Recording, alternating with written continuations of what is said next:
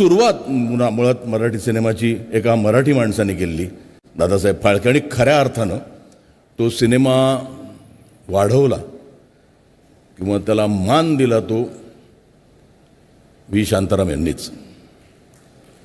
म्हणजे मला आठवतंय मी वडाळ्याला राहायचो आणि मिडल क्लास घरातनं आलेलो, काय पुढे करायचं माहीत नाही, शिक्षण झालेलं, म्हणजे जवळजवळ मी ट्रान्सपोर्टचा व्यवसाय करून एक टेम्पो विकत घ्यायचा विचार केला. मला अजून आठवतं तिथपासून इथपर्यंत वाईट प्रवास नाही, चांगलाच झालेला आहे.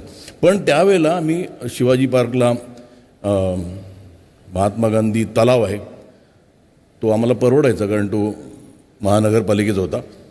आणि वडाळ्यावरून आम्ही वडापाव खायचं म्हणून बसचे पैसे वाचवायला चालत जायचो. आणि प्लाझावरनं कित्येक वेळा गेलेले असताना त्या प्लाझाच्या समोर एक ट्रायंगल आहे आणि तिकडे कित्येकदा मी व्हाईट कपडे घातलेले,